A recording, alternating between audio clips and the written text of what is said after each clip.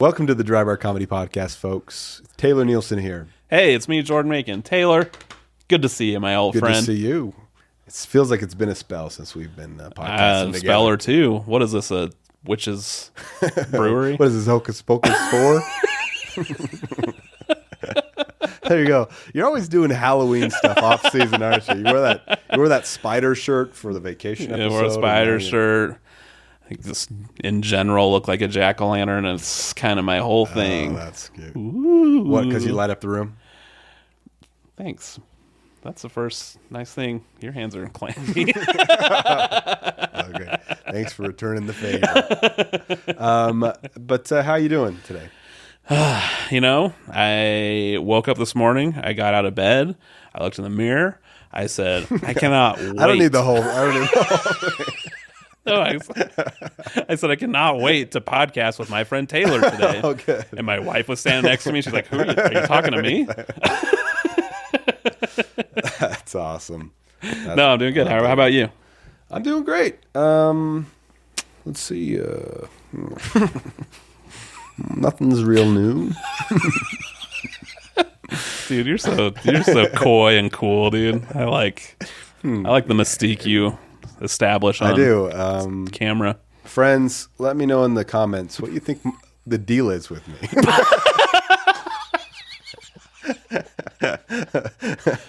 Doctors have theorized, but what do you think? That being said, you know what I think the deal is with you? What? That you mean a lot to me. Wow. Wow. Well, let's not make our viewers tear up right before a comedy podcast. Yeah. Let's see who our grade A comic is today. What do you say? I can't wait. It's a little dangerous talking about politics in today's world. I think that it's splitting us up as a country, especially this idea of the wall. Like that has some people want it, some people don't want it, right? I have this idea that would appease everyone. Trump should have hired a bunch of Polynesians to build the wall. It's like the conservatives would be excited because there's a plan. They're going to get a wall, right? The liberals would be excited because it's not going to happen.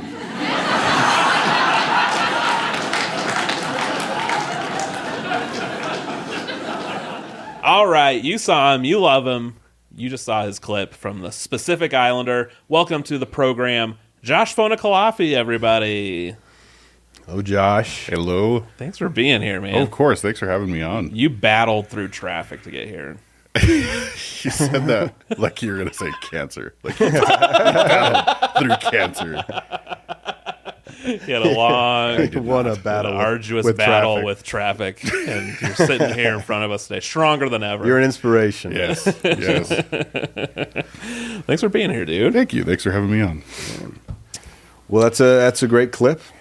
Yeah, I thought long and hard about this. Yeah. Well, so we chose that clip. It's a fan favorite. Well, I was looking at the retention curve on the video. People seem to like that one. Have you Polynesians? We bring up the retention curve a lot on this program. Can I ask you a question about Polynesian culture? Yes. Is it okay? Why I'm sweating so much? We're getting sweaty together, my friend. Is it cool for me to do this? Yeah. Or is that appropriation or something? No. I feel like the Polynesians are very laid back about their culture. It's for everyone. You know what this is though? It's the Shakas. Yeah, you know it's in Hang loose. right. Yeah, You let him. I want to hear. the origin of that. I don't like where I learned It was a surfer that got his 3 fingers bitten off by a shark. No, And Really? So when the kids would come by on the school buses, he'd wave. Is it a Polynesian And that's surfer? how they waved back. And what does Shaka mean? Is that Probably that it was really shocking. That Is that really it? I know that story, but I don't know if that's what Shaka means. But that's awesome? Shaka, That bro. guy sounds awesome. I went to the Polynesian Cultural Center in Hawaii. So I know a thing or I like two. the idea of you being there. But they love to have all the white people give the Shaka. They were always telling us to give Shakas. Oh yeah, They love it. They like to. I think it's a culture that we don't really care about. And so Is it- it's Wait, all white about people or Polynesian people? Polynesian people. We're just like, yeah, it's all food.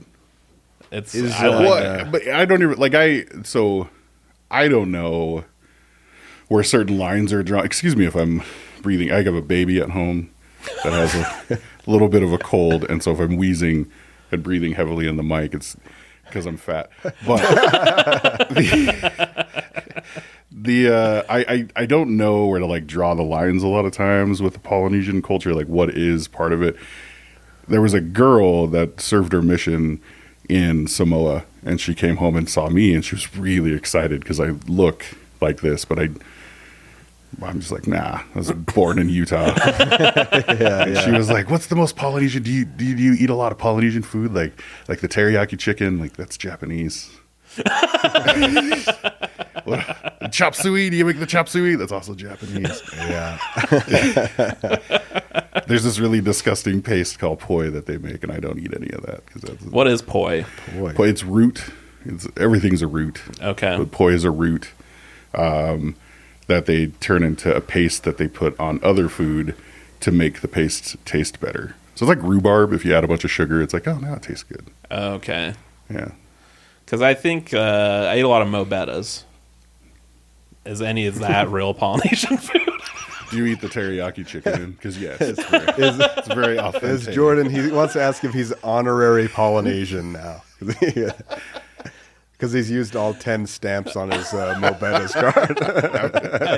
I eat a lot of mac salad. If you use all 10 stamps in one day, then yes, you're Polynesian. Yeah, that's awesome. That's awesome. I imagine. Can we go back to you at the Polynesian Center? I just Yeah. imagine you explaining to people there what things mean. For some reason, it's so funny to me. Like as a tourist, like not dressed there. They just, this is a coconut. At one point, we were watching one of the presentations, and they brought someone up to like do it with them, and they put me they put like the leaf skirt on me, Oh yeah. and they put some big Polynesian hat on me, and then they had me bang a Bang drum. on the drums. Oh, so the Tongan. Yeah, And the Tongan. I've never been more humiliated in my entire life. That's what they're shooting for. I believe that. They sit there and they go, what's a skill that you've never done? Let's climb a tree. Let's try climbing. Yeah, and they're like, give us a good scream, like, and it's really. I wish I could see that. I have the the footage if scam- you want to see it. The scam that I always find funny at the Polynesian Culture Center is after they've made you sit through their presentation out in the hot sun, they come out and they're like, oh, we got this nice, cool, delicious ice cream with all the island flavors, and it's delicious. And the guy even like takes a bite, and he's like, oh, it's so good. And then they start bringing them out, and they're like, they're $12 a bowl. Yeah, man. There we go. That's No, just good business. Man. I liked it. I like a luau. Do you need a cart? Do you want a cart? You want a Polynesian That's what I cart? Is that do. what you- Sorry, I was trying to bring up things I knew. the words that you know. I know luau. Luau, shakas, Surf. Surfing. That's a word, surfing?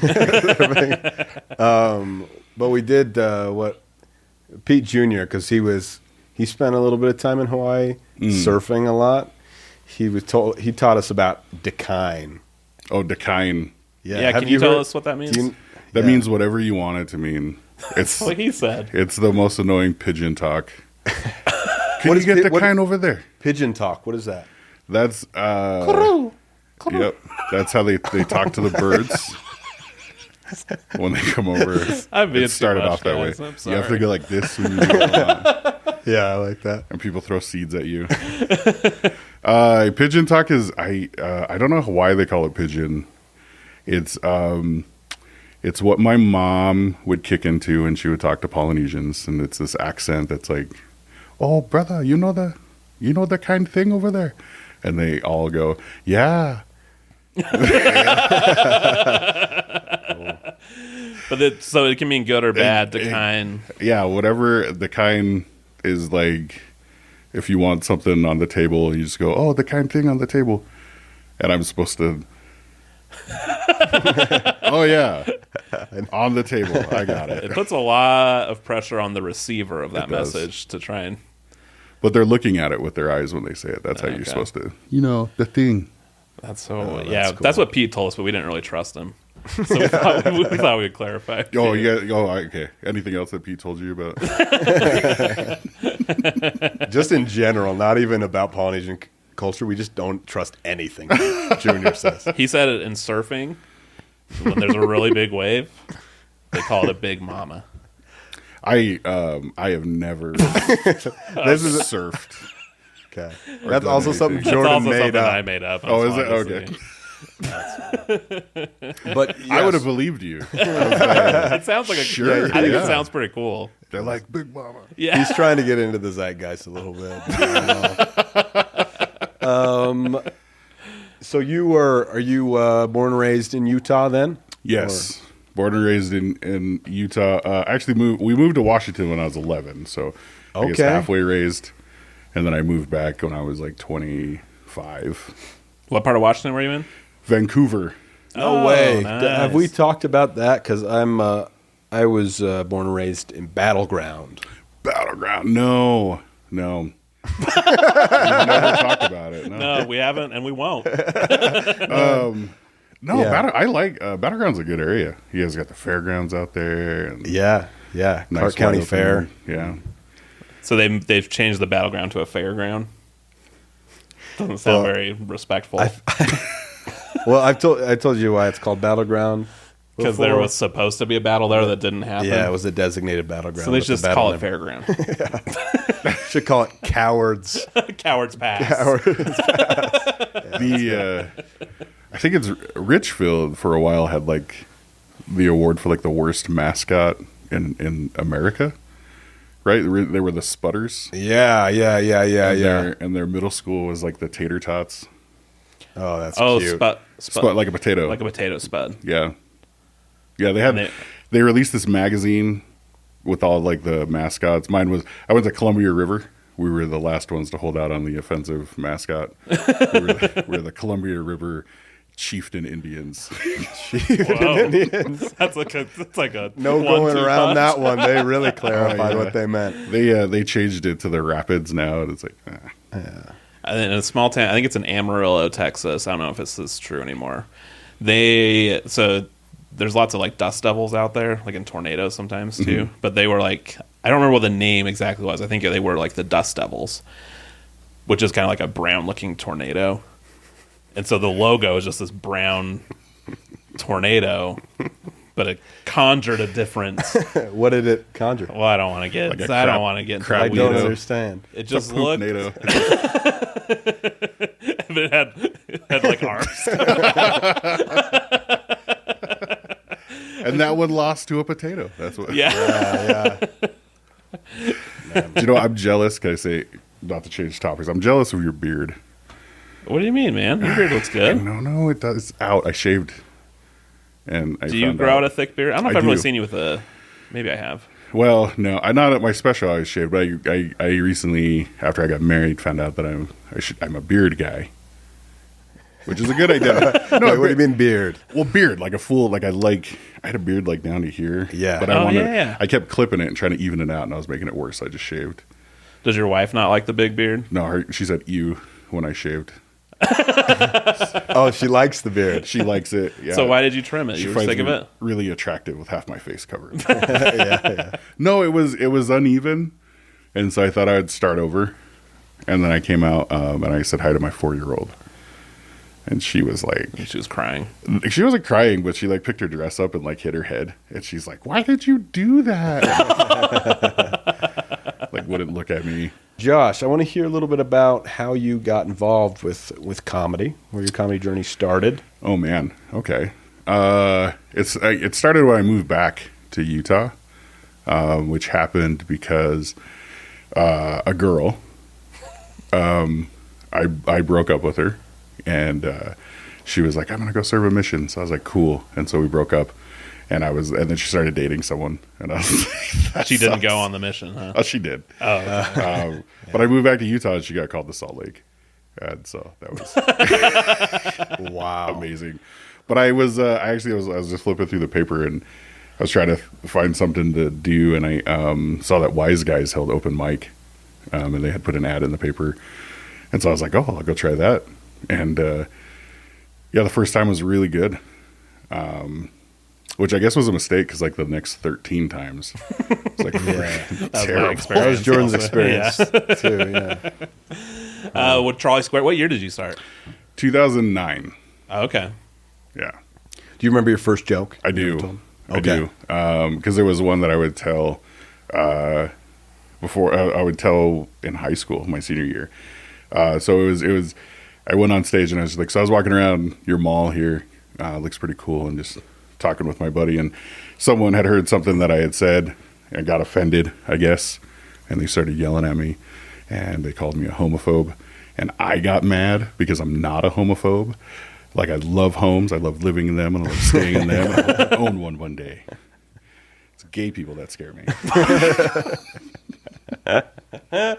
That's good. Is that in your special?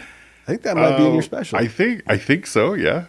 I think that was like the line.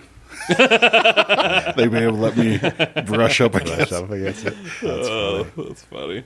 So is stand-up something you always wanted to do, or were you just feeling sad and lost? Like so many people who go to open mics. They just wind up there. It's true, though. I thought of doing stand-up comedy, gosh, for a long time. My dad brought a videotape of Brian Regan's specials home, and we watched one of his specials. On VHS? We can edit, right? Well, no, I didn't know. There probably were VHS tapes of him. I don't know if there's it's actually Bill Cosby, but I didn't check. It's all right. So many people say that Bill Cosby was a big influence. Yeah, I mean, watch it. It was Bill Cosby himself, and that's like, the one. That was the thing that I was like, you can just get paid if you're funny enough, and I'm still waiting. Turns out, no, you can't. That's funny, man. So in your stand-up career, do you have a gig that is the weirdest or craziest that you remember? Oh yeah, the first offsite gig that I was booked at, me and this guy Jeff Clayson, we got booked to do this benefit show for the Amber Alert, and that's all I was told. For the Amber Alert. For the Amber Alert, yeah, they were trying to raise money. Yeah, this was before Amber Alert was part of mainstream culture. This was people are like, well, I don't know what that means. Like 19. Oh, it was this like Amber. It was the Amber Alert. How old do you think I am? Wait, what? I'm joking. No, we went, and it was a costume party, and so that was like the first thing that was like weird. Like we were greeted at the door by a giant strawberry, and like there was a Captain Marvel and stuff walking around, and just everyone all these like Halloween costumes in like September, and we're like cool, and then. They showed us to a table and they offered us food, and then the lady was like, "We have a couple of presentations before you go up, and then we'll introduce the comics, and then you guys will do your thing." And we're like, "Okay." And so here's what the presentations were. The first presentation was a musical slideshow to all of the children who have ever gone missing in the state of Utah. Right. And then the last one was the first girl, the reason that Utah has an Amber Alert. They put her picture up and they left it. And then they had Elizabeth Smartstad come up and speak. Then the Attorney General. And then they had the mom of the little girl. And so me and Jeff were just sitting in the back and we're like, oh my gosh. And the lady comes up and she's like crying from all this stuff, and she's like, and now we're gonna have some comedy to lift our spirits. Like, oh no. No. Wow. Whoa. That's a tough gig. Yeah, that was your first like not at your home comedy club yeah gig. that was the first gig. I used to complain about it to Keith, and then Keith told me about how he did a 10-year class reunion, or 40-year class reunion. I've heard the story too. Yeah, and he's like making fun of all these pictures on the wall. He's like, where's Sideburns? Where's Sideburns at? Make some noise, Sideburns. And he keeps doing it, and then someone in the front like looked at him and they're like, they're all dead. Yeah, it was an in memoriam slideshow. Where's Sideburns at? Oh, my And I was God. like, yeah, you win. I'll stop complaining about that. That's too funny.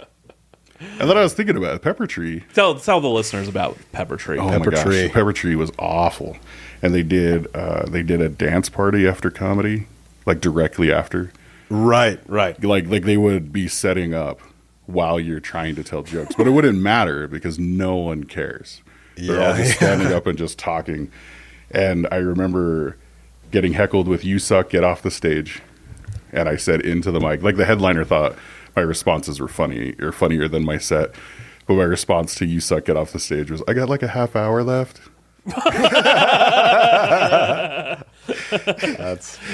so I did my set, and I was so angry. And when I left the stage, I was like, "Yeah, I'm Josh Fonokalafi, and I wish there was a dam nearby I could blow up." And I left, and everyone heard that, and they all booed me. And I found out later that it was because like the Teton Dam ruptured and flooded all of Idaho Falls.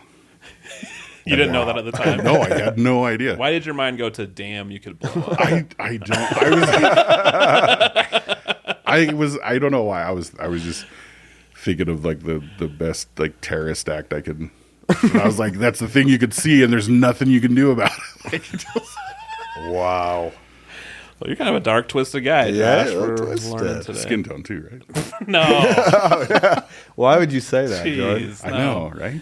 Did you do well at the Amber Alert thing, though? That's a great sentence. That's a great question.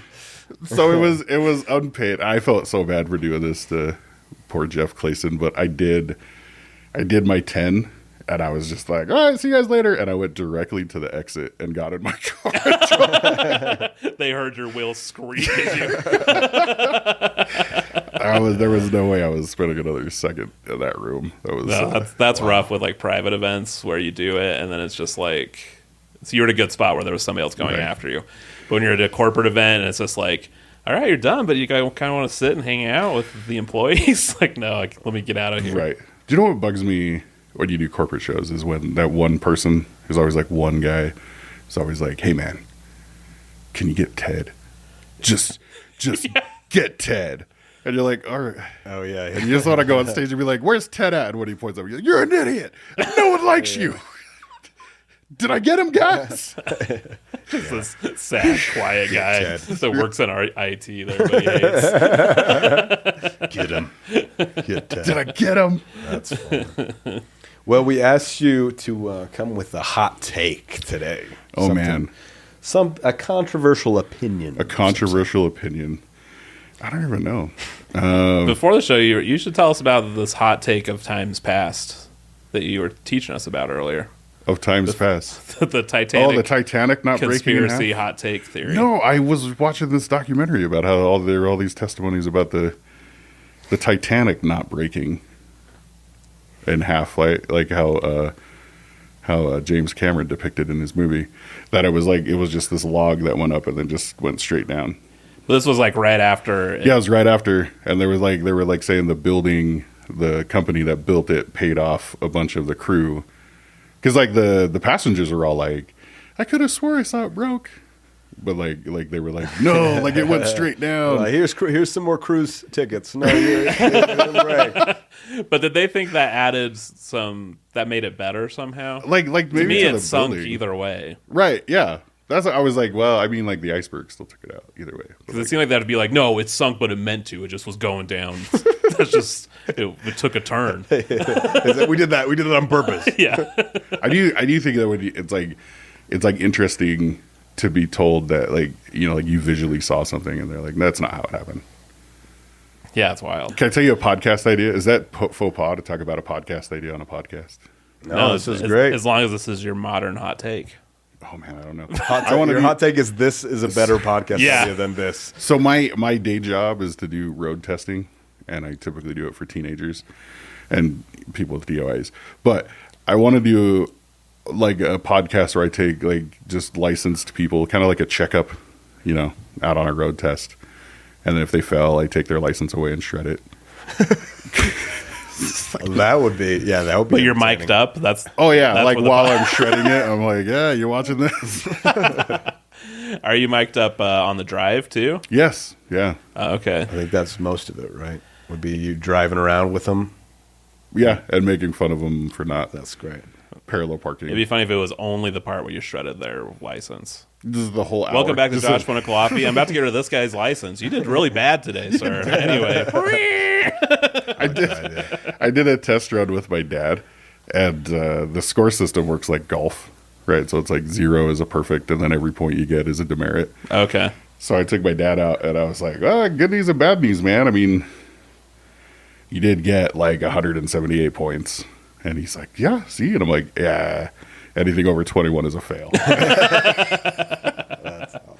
I was super scared when I got my driver's license. I was really scared to drive. Mm-hmm. So, calming presence like you, I would have got my license earlier.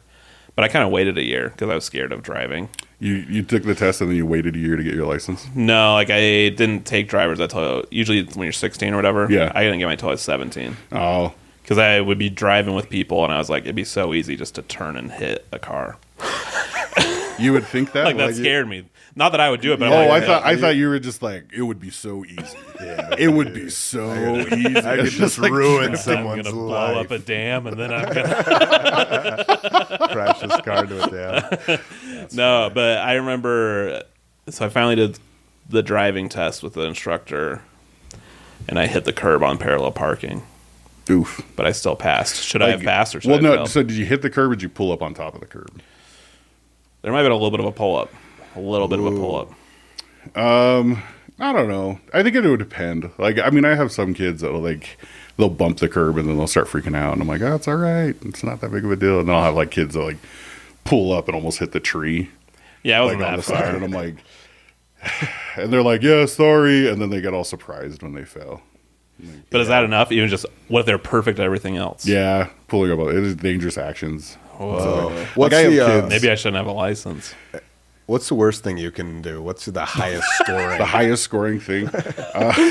But still pass? Or just highest scoring? highest scoring in general, but I'm interested in that too. The highest scoring thing would probably be hitting a car. I've been in a couple accidents. While While you're doing the a driving test? test? Yeah. Oh, man. And the funniest part of it is that you just kind of get out and you help the kid like figure out like, oh, you got to get your insurance. You got to talk to him. And then while you're standing there, you're like, all right, well, I got another test coming. So you... So you just sort of split and go back to the office. That's crazy. But you have a brake on your side, right? Oh, I don't use my car. Dude, you crazy, man? I use customers' vehicles. Does your car have a brake in it on the other side? Like, Well, the driving school car would. Yeah, But we test, for various reasons, we test in customers' vehicles. So unless Yeah. the customer has one, which they usually don't. Okay, good. Because I was about to say, you were a little bit at fault on that wreck. Oh, no. Yeah. I make sure it's not my fault. yeah.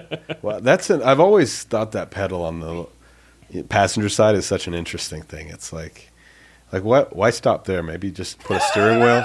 The car. On the other It splits in can. half. You can. You can have a passenger side wheel, but well, here's the thing with like the chicken brake is like when kids come to me and they've been driving with someone who's been using that chicken brake the entire time, then there's like an expectation that they're like, well, I thought the car stopped itself. I'm like, no, man, Oh man. that's not one of these cars. If I was about to take a driving test and I'd gotten to the car and the other side just had a full-on car next to it, I would go, they have so little faith in me. And then you realize halfway through your steering wheel doesn't even I'm not work. even driving. It's a placebo wheel. Yeah, it's like when I tell my nephew he's playing video games with me. Yeah, we're both doing this. to answer your question about the worst thing, so I've had a kid that was like really, and he was like arguing with me too. I brought him back and I was like, all right, well, you didn't pass today. And he was all mad. And he's like, why?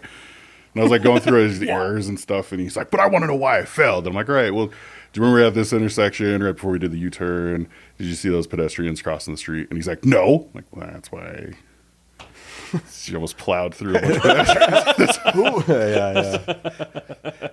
I saw them because I looked. That's why you are not passing. So hitting a human is probably the very worst could've thing. figured that one out on my own. Yeah, I think if we had one good brainstorm sesh, we could have gone.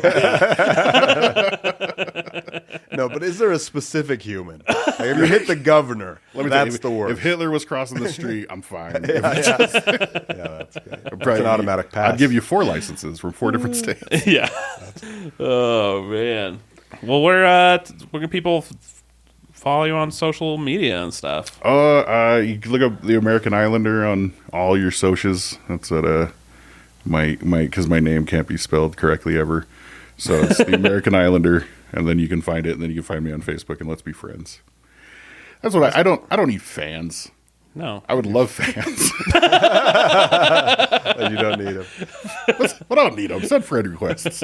That's an interesting point. Before we go, I want to ask you, is there something, if you have a hard to spell or pronounce last name, is there something that you wish people would do?